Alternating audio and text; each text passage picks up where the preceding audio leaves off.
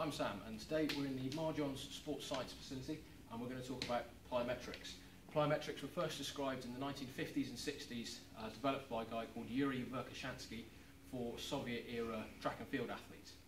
He originally described it as shock training, not plyometric training. Plyometric basically consists of three phases: the eccentric phase, the amortization phase, and the concentric phase. We have the eccentric phase, the amortization phase, and the concentric phase. In the eccentric phase, this is where we have a force input into the muscle where it elongates, okay, so it contracts eccentrically, okay?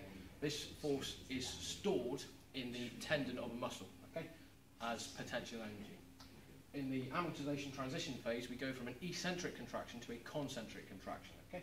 This is known as the transition phase because of the transition from eccentric to concentric.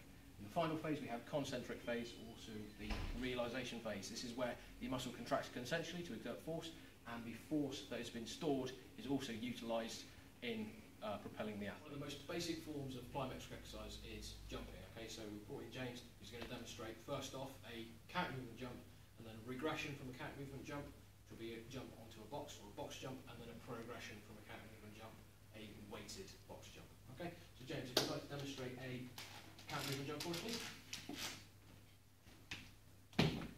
Another one, please. And with the counter movement jump, we can clearly see in the beginning, the first and the second phase, where there is the counter movement where he drops, energy is stored in the tendons, and then the amortization phase where it changes from an eccentric to a concentric contraction, and he explodes upwards. The regression of the counter movement jump, as we described, as the box jump. Essentially, it's the same movement. All this does is takes away the higher impact forces of a counter movement jump, where you land back on the floor. Okay, so if you just do 3 box jump for us, please.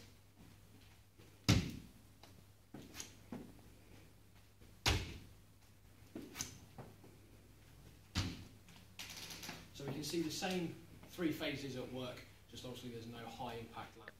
And finally here we have the weighted box jump. The athlete's been loaded with approximately 10% of his body weight, as per guidelines for weighted plyometrics, okay? So exactly the same principle, just loaded. The loading creates a greater eccentric loading phase, so a greater plyometric effect. Okay, so James, if you can.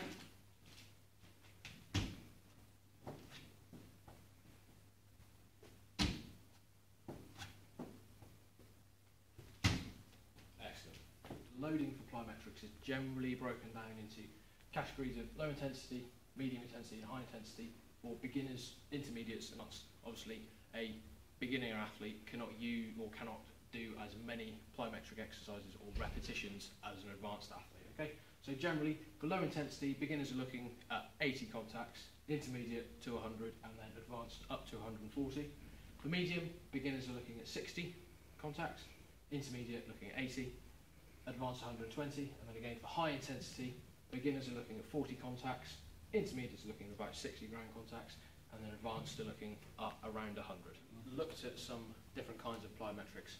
I know they're active in my sport. When you're going to incorporate them into your training, okay? So, as you can see, they're relatively low, or towards the velocity end, force velocity curve.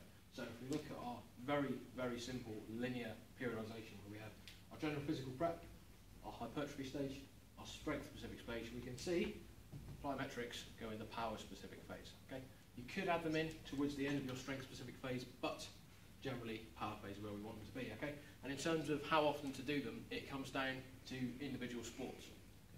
In the power phase for Olympic weightlifters and sprinters, you could be doing plyometrics as much as twice a week. For powerlifters, say maybe once every 2 weeks is a more appropriate